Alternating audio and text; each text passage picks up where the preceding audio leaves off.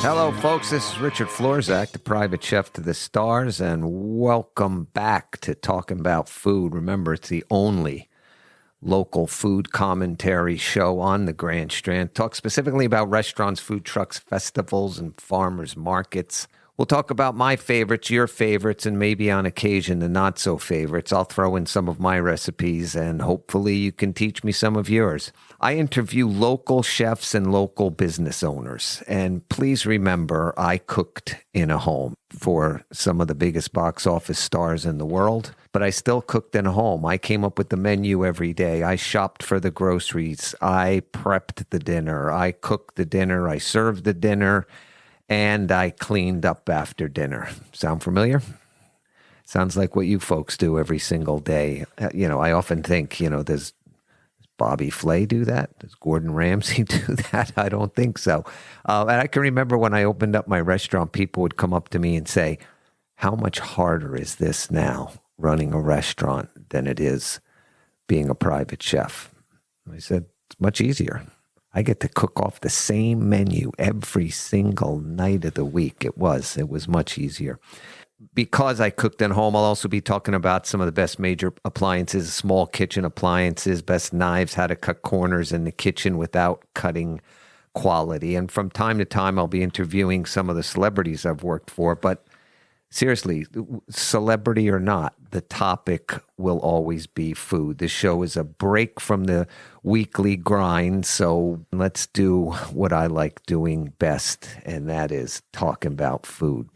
Before we get to part two of the interview I did with Mel Gibson, my former boss, I want to just explain to some of the listeners that as a private chef, there's this sort of unwritten rule that you last 2 years. Either they get tired of you or you get tired of them. It's just the way it is for most private chefs. I was with Mel Gibson and his family for 13 years, and I'd like to be able to say that they couldn't live without my food, but that would be telling a lie. They were just the best people that I had ever worked for. I've always been grateful for that opportunity. When you work privately for a family, exclusively for one family, it's not just the man and wife of the home that you get to know. You get to know all of the children as well. And, that length of time, I was fortunate enough to watch the kids grow up. Some of them get married. And I never realized until after I left, the greatest gift was the entire family stayed in touch with me long after I had moved on. Such a gift. One time I was doing this dinner party at his house, and about like 10 or 12 people for dinner, and I had just purchased about $350 worth of prime filet mignons. And I had just put them on the barbecue outside. I guess the guests were about to arrive in about 30, 40 minutes. And Mel comes into the kitchen, and he's talking to me, and he starts telling jokes, and nobody can tell jokes like Mel. And next thing I know, I look up, and the barbecue is on fire. And I go running out there, put out the fire. I've got like 12 charred filet mignons, and he's laughing hysterically, and he says, "Boy, you got a problem on your hand there," and he just walks out. Mel is a deep guy. He's funny, and he's generous, and he loves food, real food.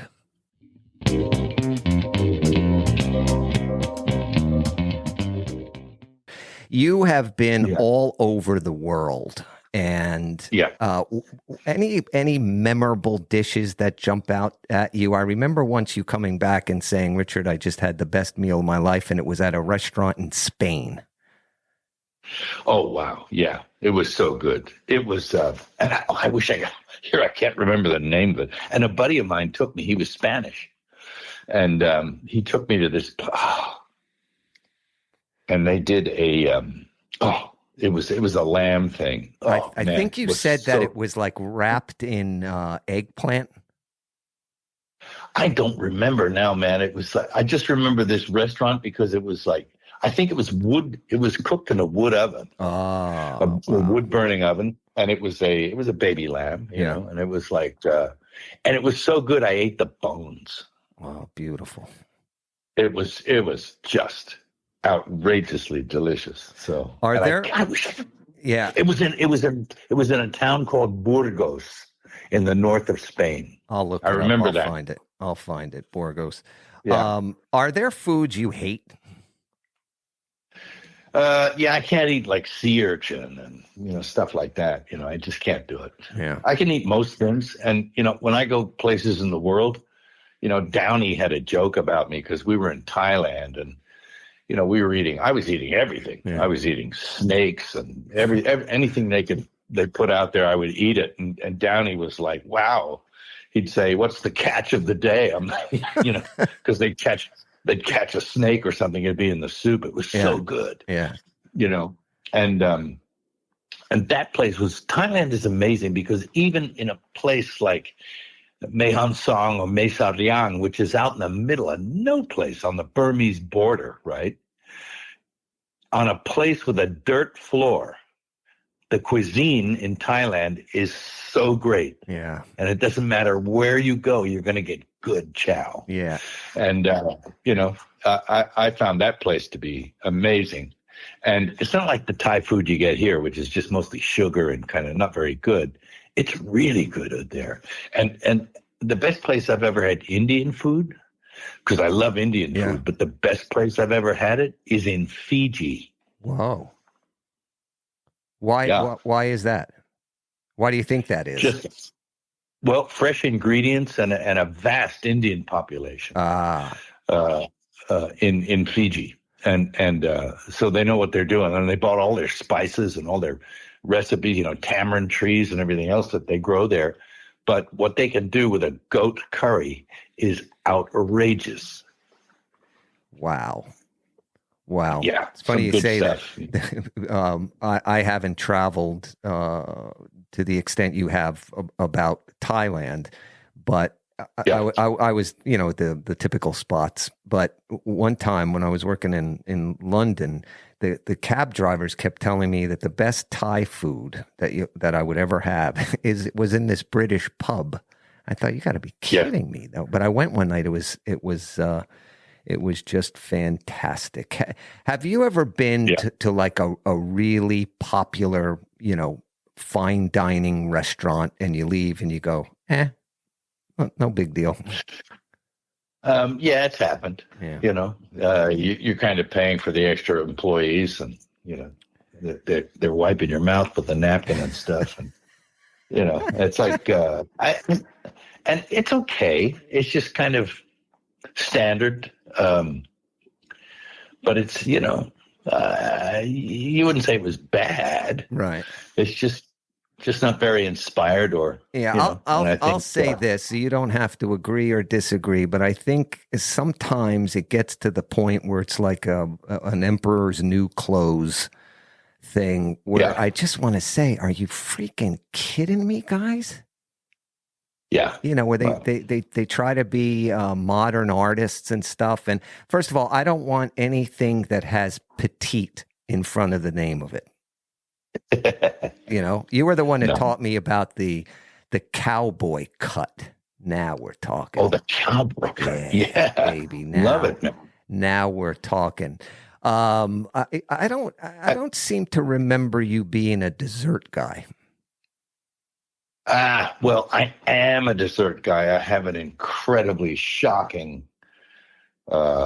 propensity to go to the sweets, you know, but I have to exercise a little self-denial there, or I'll just go to hell, you know, because it's like that stuff is so, it's just, I would be lost if I was into the desserts and stuff. Yeah. I do love them. Oh. When you taste a good one, that's so good. You've made some good ones. I remember some of the times that, you know, you'd have a dinner party over at your place and have me over to cook. And you'd say, don't worry about the dessert. I'm making the dessert. And you made this. It was phenomenal. That it was an ice cream that had like cranberries in it and stuff. It was so good. So good. Yeah, it was yummy. Yeah. Yeah. Yeah. The problem is And it's like, you never wrote anything down. no, I could probably, I could probably remember how to do it. I just try not to. I don't know. I'm not the guy that writes everything down. But I that's just why I remember asked in the beginning, is that does this stuff come naturally to you? Because you put it together. I'd walk in some days and it would look like a scientist at work at the stove. The other one that I remembered that you used to do all the time, which was excellent, and I followed you around one time and I wrote it down. If you don't have it, I'll send it to you. Was your blueberry corn muffins? Holy moly! Oh, those are great. Oh, do you still make those? I haven't made those in a long time, but then, I'm kind of got weirded out by the GMO corn thing. Oh, right. Well, you can find. I mean, what are you ingesting? I used to do it with buttermilk and, so good. And big fat blueberry. So good. Yeah. If God forbid you had to have your last meal, what would it be?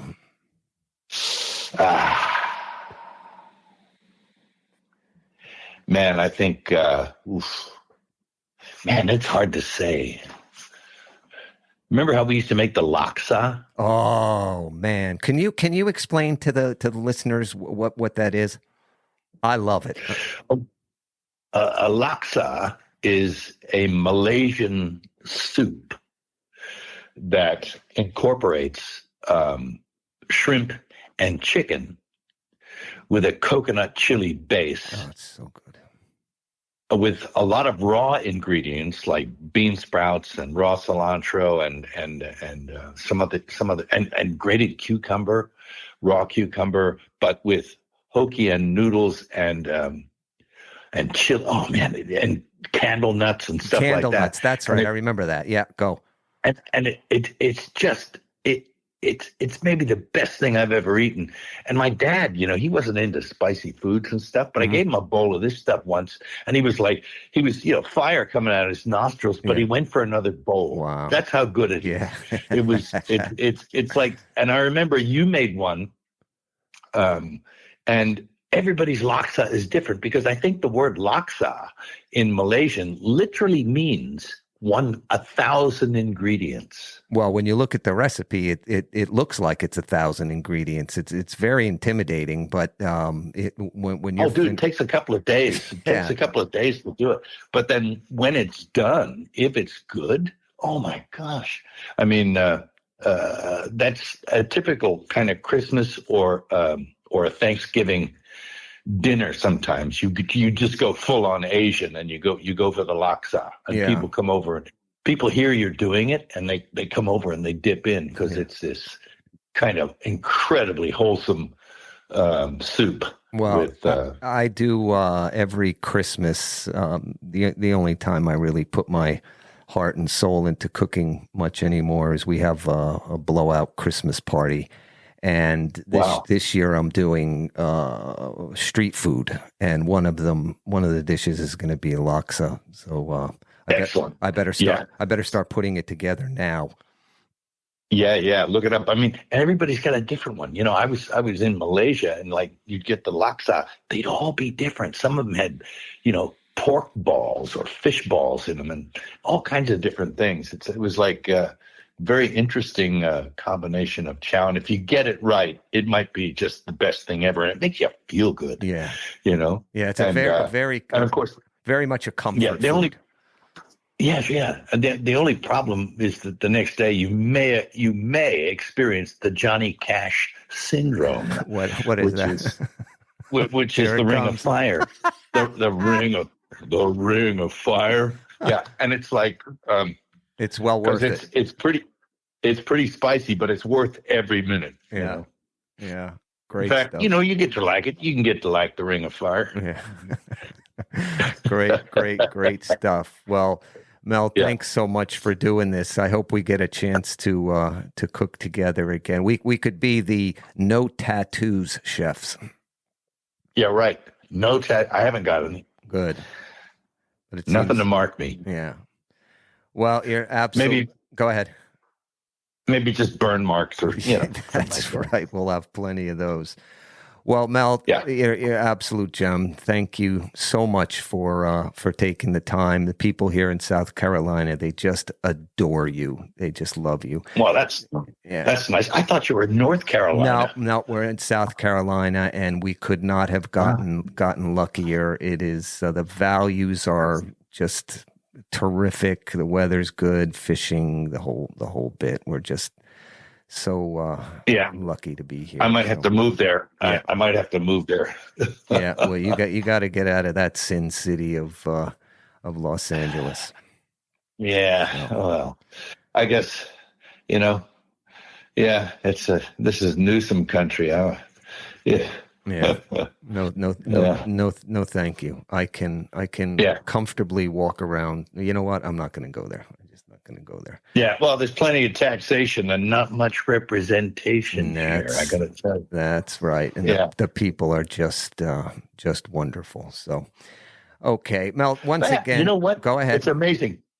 The people really are wonderful, but it's kind of like it's just I think that the system kind of beats them down. Yeah, you know what? Okay, I was going to sign off, but you brought it up, and I've got to tell you this little story. I was 40 years in Los Angeles, and when we moved here, I said to my wife this one day. I came home and I said, I don't know what people want from me here. She said, what do you mean? I said, people are calling me honey, saying hello, darling. And she started laughing and she says, welcome to the South, because she had lived there for a while. But here's the thing. Mel, it blows my mind, the amount of charity that goes on here. It's everybody is always helping. I don't remember anything like that. In Los Angeles, it's not like that here. Everybody puts their hand out and drop anything that they're doing to help the needy. It's just a wonderful place. Well, there's something about the South that's kind of old world, and it actually very hospitable, and so many times you go places like this, you fall in love with it because the folks will give you the shirt off your back, and it inspires you to do the same. Exactly. So it's a good thing. It's a good thing, man. Yeah, and it's heavily Christian populated, and that says a lot to me. Well, yeah, that's a kind of a cultural revolution that many people they start to forget about, Yep, goes hand in hand. All right, Mel, thank you so much. So appreciate it, and we'll talk soon. Thank you so much. Yeah, thanks, Rich. See you, man. Bye-bye. Happy days. You too.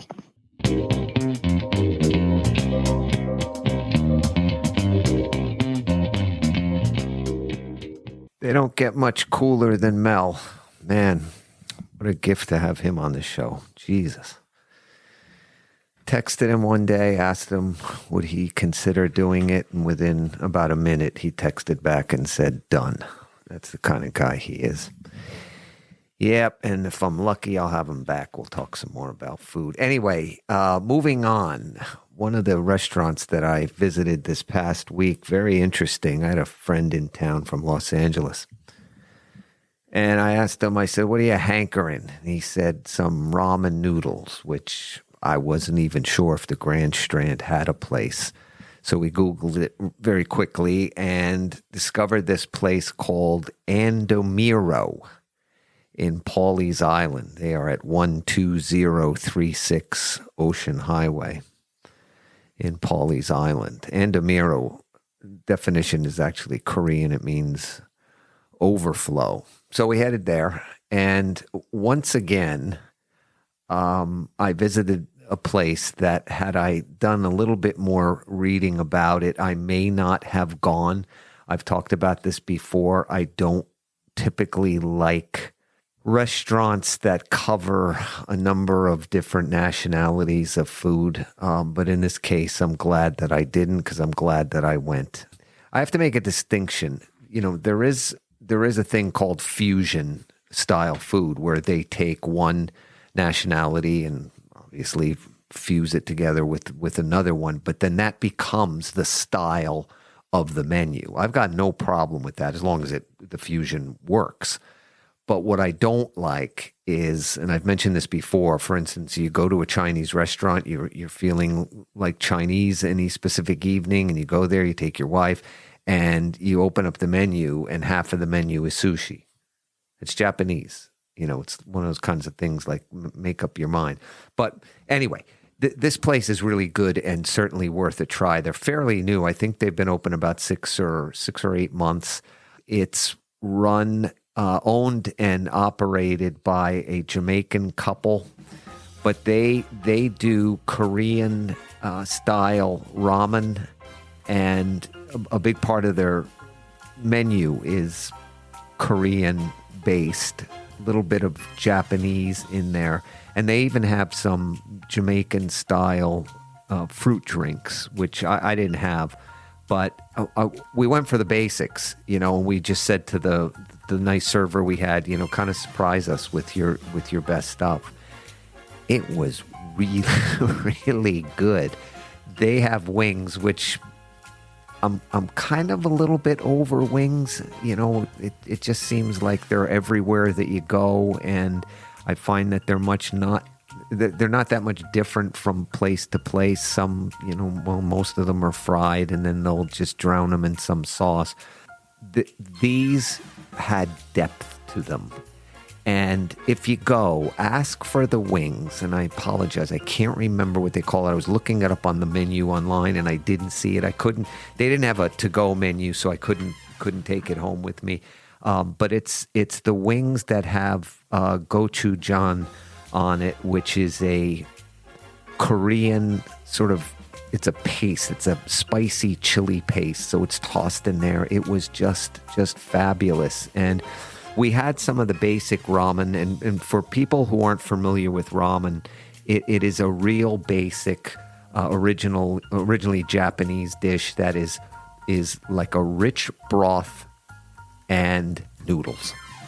Almost like cup of noodles, only a little bit better. Actually, a lot better if the place is good. And then from there, you can add things anywhere from, shredded pork to tofu, as much as, even as much as a fried egg on top, which is very, very popular in Korea. But if you haven't had ramen, and you want to be introduced to it, this is a good place, because you can have the basic ramen and then sort of upgrade from there. So my friend and I ordered the basic ramen, and then we said to the waitress, bring us your best ramen dish. And so she brought us the basic ramen, and then one that was like ramen with the works. And it was fabulous. And like I said, the wings were good too. They also have, similar to the ramen dishes, they have steamed rice dishes, not fried rice, but steamed rice. They'll top a bowl of steamed rice with sliced, shredded, really tender beef, mushrooms, spinach, even a fried egg once again, which I know may sound strange to some people. It did to me in the beginning, but I love it. Love it now. They also have a very popular Korean dish called bulgogi. And it's bulgogi toast, which is, once again, tender, marinated, slow-cooked beef, seasoned slaw. It's almost like a spicy coleslaw, and it all comes with a side of real thick, sort of grilled toast. Pretty good. And this cracks me up, a number of Spam dishes, which for some reason, Korea... Spam is really big in Korea, and I've had enough Spam when I was growing up that I don't need it anymore. But a lot of people like it, so that's cool. But once again, that's Andomiro in Pawley's Island, 1236 Ocean Highway, Pawley's Island. It's definitely worth a try. I will definitely go back. There's a number of selections, so it's worth a trip or two for me anyway, and I think you guys should give it a try.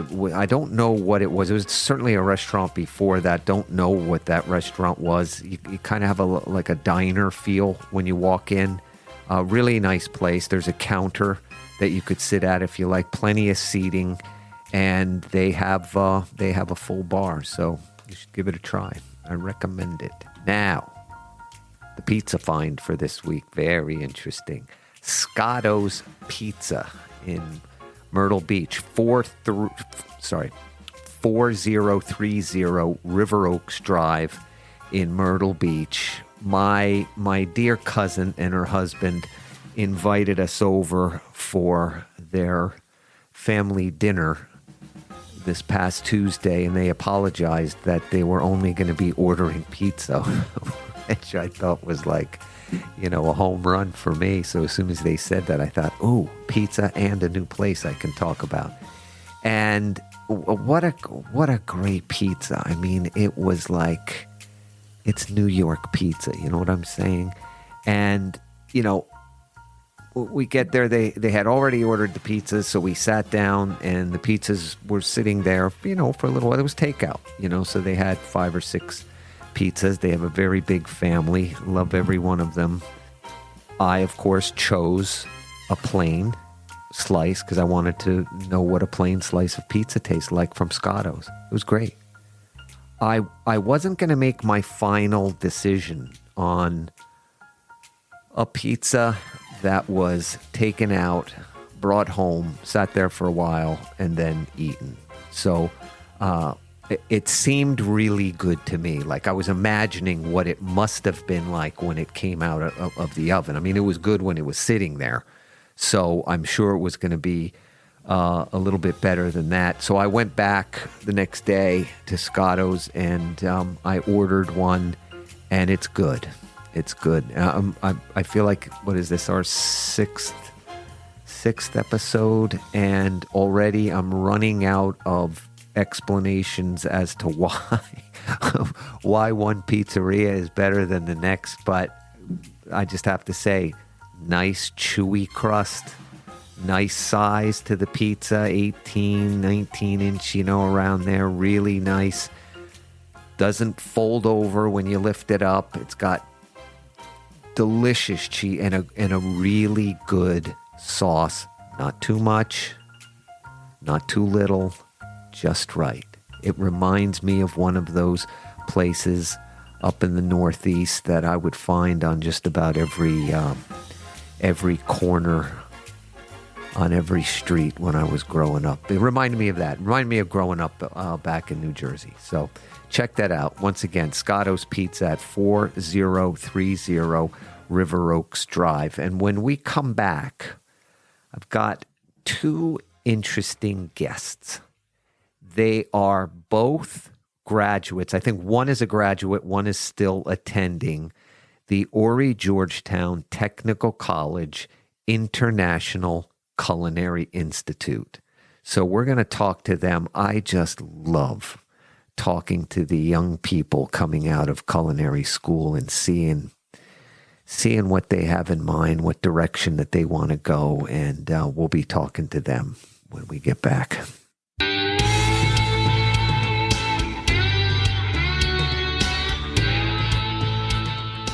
So welcome back to Talking About Food. I've got 2 young students. One is on the line. I think he is in Florida, and the other one is sitting in front of me. They're both from the International Culinary Institute at the Horry Georgetown Technical College. The young lady in studio with me, her name is Sunday Barth, and the gentleman in Florida is Charlie Unger. Guys, welcome to Talking About Food. Hi. Thank you. Sunday, what helped you make the decision to attend the Culinary Institute? Before you guys answer that, Sunday, are you still a student there? Yes, I am. And Charlie, I'm assuming you're a graduate. Yeah, I graduated last December. Okay. All right. So Charlie's a graduate. Sunday is still battling it out. How much more time do you have? I graduated my culinary degree, but I'm back in just for my baking and pastry. Oh, okay. Did you also do baking and pastry, Charlie? I did, yeah. Yeah. That's where it gets tough. Yeah. Anyway, so back to the question, Sunday. What helped you make the decision to get into a culinary school? Well, before I got into culinary, it was art school for me because I was very artistic. So when I saw the culinary school was in the area, I was like, well, might as well try it out. And my dad is also very in the culinary field when I was growing up. He's retired from it right now. He wants to get back into it, but Yeah, because you are now. yeah. Yeah. Charlie, what about you? What pushed you into the Culinary Institute? I guess it was like high school when I really like knew I wanted to go to culinary school to further my education. So you knew that when you graduated high school that you were going to a culinary school. Yeah, because I went to the high school I went to. Right. Was ATA in Conway. So what is that? So Horry County schools, they have different academies, like ones for like the arts and sciences, like STEM. And then I went to like the more trade school academy. So like they had culinary there, which like gave me like a little glimpse of like what culinary school would be like for me, you know. Sunday, who are some of your influences or mentors when it comes to cooking and studying the culinary arts? Most of my inspiration comes from my dad, really. Anybody at the school that's helped you along? Pretty much all the chefs there were very supportive of everything I do. Chef Tani and Chef Bonaparte, they open up a lot of opportunities for me. They always ask me things and if I want to do them or not, and they do help out with that. That's great. I love to hear that because you can. There's something about the culinary industry that can be a bit intimidating, and I think a lot of it has to do with the attitude of chefs, which just drives me nuts sometimes. But that's for another show. What about you, Charlie? So yeah, I definitely would say it started with like my mom. I feel like she's just like the only one who really cooked in my family that she just like set the example of like, you know, Sunday breakfast, always making sure like we had like home cooked meals, stuff like that. Yeah. I just loved food as a kid too. So that's definitely why I started cooking so early. Which is very interesting to me personally because over the years I've experienced dealing with professional chefs. I think come across as holier than thou, and I kind of have to remind them that we're not searching for cures for cancer here. We're cooking food. What is your opinion overall of the Horry Georgetown Technical College International Culinary Institute? My opinion about the whole school in general is a great opportunity to just experience a lot of things, even if you're not going into culinary in general, but like. It opens up opportunities, especially with the study abroad trips. I never thought I'd be able to go to Italy or Paris. You did go to Italy? Yeah. Wow. Just a lot of experience I never thought I would be able to do. Okay, Charlie, what about you? Opinion of HGTC? I guess like piggybacking off like what Sunday said. Yeah. Like, yeah, I didn't get the chance to go to Italy, but I also went to Paris. Like, amazing trip, definitely eye-opening, like she said. The chefs at the Culinary Institute, are they approachable? You got problems? You got questions? You want to know? For sure. Yeah. Super approachable. Like, while I was at school, like, because I definitely thought about going to, like, CIA and Johnson & Wales. Right. But then I saw, like, the price tag of those schools, and... It was the same for me. I don't know. It didn't really make financial sense, especially since, like, with Horry Georgetown, if you have the life scholarship for South Carolina, you basically go your first 2 years for free. What is that? Explain that. So basically, if you have a 3.0 throughout your high school career, well, I'm out.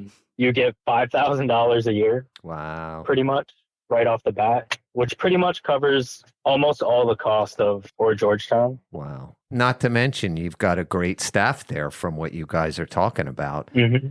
I've had a tour by Chef Joe Bonaparte of the Culinary Institute here at Horry Georgetown, and I've been to a number of the dinners that you all do, and I was just blown away by it. What do you think? We can start with you, Charlie, first. What do you think constitutes a great chef? To me, like a great chef, obviously you have to know how to cook.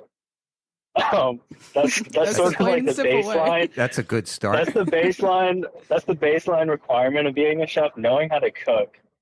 You need to know like the business side to the kitchen to a certain degree.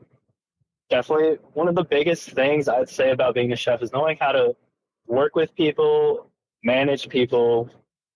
Because, we're in a people industry. Like, we're trying to make people happy.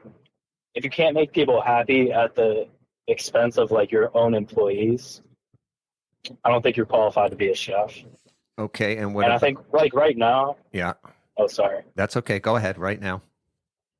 I guess me and Sunday's generation, like people are claiming they're a chef too early.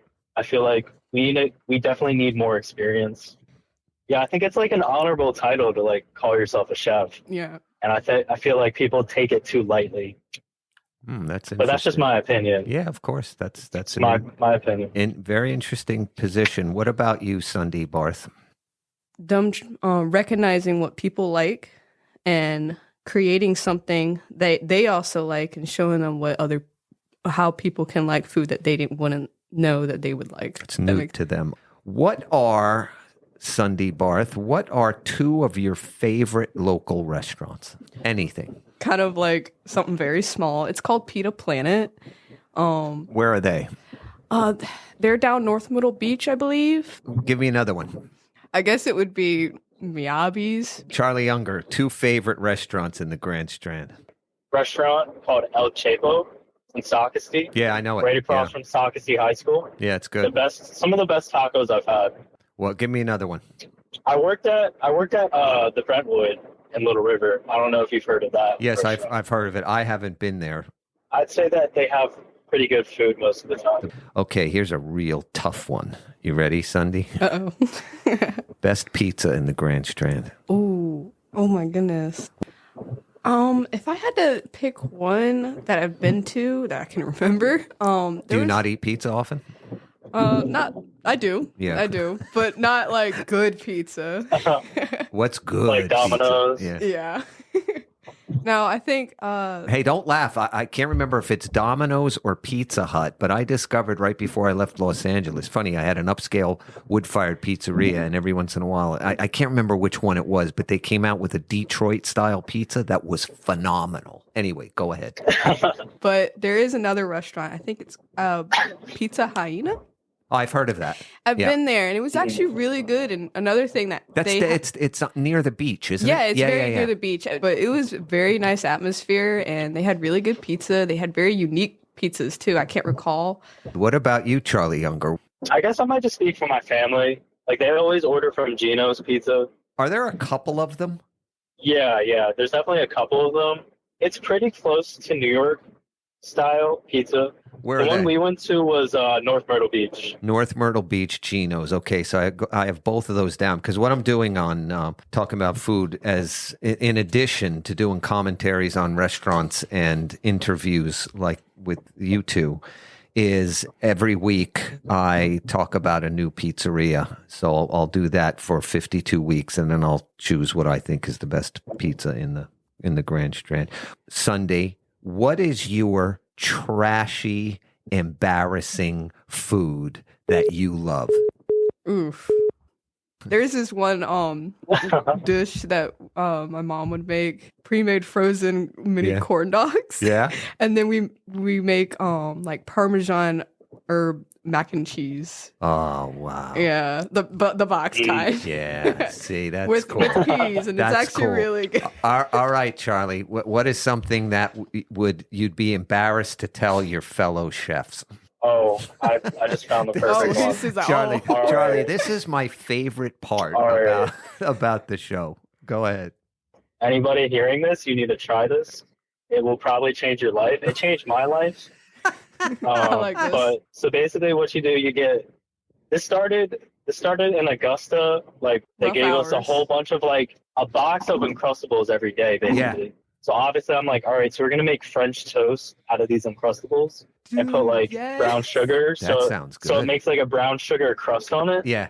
So you just make a French toast batter, put the Uncrustables in it, and then throw them in a nonstick pan with butter. Yeah. But like before you put them face side down, you sprinkle some brown sugar on it, Oh, man. so it gets like a nice caramelized crust on it. Oh, you're killing me. That And sounds so good. it's like the best French toast I've ever had. Wow. That sounds like really similar to what I used to do when I did that internship in Florida for Old Palm Beach.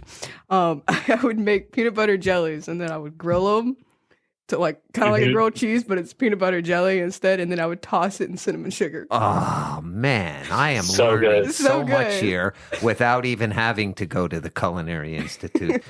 Sunday, so you graduate. What are your plans from there? Are you going to go into fine dining or maybe a concept restaurant, or are you going to work in other restaurants or start your own restaurant? What are you going to do? I think Just to put a little pressure on. yeah. I think I might reach out and see if I can work at different places. Right. Especially in different areas. You learn a lot of things when you work at different places. Best case scenario, you were offered a position at what kind of place would it be? My first thing would have been like a bakery or anything anything like kosher in a way, because I eat clean and I'm Right. trying to go kosher. It would be nice to experience that and learn more about that, especially it being my religion. Charlie, you're already working in a restaurant. Do you want to eventually own your own restaurant? I definitely do want to own my own place. I need to learn a lot more. Yeah, you can never learn too much. So you both were on this show called Chef Swap at the Beach, which airs on Saturdays at 7 p.m. on the Cooking Channel. And I don't want to know who won. It's going to air on, I think Sunday said the 27th, right? Yeah. Now, had both of you worked together before? Did you know each other? Yes. Mm, We Yeah, never have a I feel class like- together, but like I knew you. You helped a couple of times in some of my classes, I know, for sure. So yeah, I'll we ask- definitely seen each other around. yeah. So I'll But ask. never had a class together. Okay, so I'll ask Sorry. Sunday first. Were you intimidated by Charlie? I don't know. Okay. Kind of, maybe. That's a good answer. That's Only a good answer. because of what other people were saying. What were other people saying? Come on, let's have, we got the dirt now. Well, they just kept telling me that the kick his butt. Oh, is- all right. And Charlie, what about you? Were you intimidated? Honestly, going into it, like I found out that I was doing it like the day before. Oh my, same. wow. It was So- intense. Probably better off, right? You don't have to think about it. Like presumably. and then the producers just swarmed me and were like making me answer like right then and there. So then I just broke and I said, yeah, I'll do it. Yeah. Yeah. Great And, experience. Yes. yeah, overall great experience. Okay, Yes, good. for sure. Very, very good. Listen, folks, I've been fortunate enough to sit with two up-and-coming chefs, both, well, one graduate from the HGTC Culinary Institute, and Sunday Barth, the other student who is still attending the school. These are two people that I envy because they have the creativity and the drive that I had, say, 20 years ago. And I truly do envy them. You'll be hearing about both of them, I'm sure. They're both going to be very successful, I can tell. I've been around this business for a long time, and they both have a lot to offer the culinary community. And they are both a direct reflection on the type of students that the Horry Georgetown Technical College International Culinary Academy produces. Folks, there is no reason to go into tremendous debt attending one of the more acclaimed culinary schools throughout the country. Look, Culinary Institute of America is often considered one of the best culinary schools in the country, and they have nothing on the International Culinary Academy, HGTC, and they're located right here in the Grand Strand.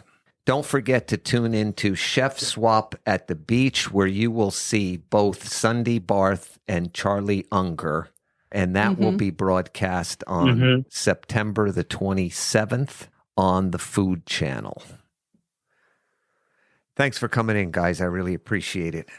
Well, folks, that just about wraps up episode 6. We talked to Mel Gibson. We talked to Sunday Barth and Charlie Unger from the International Culinary Academy.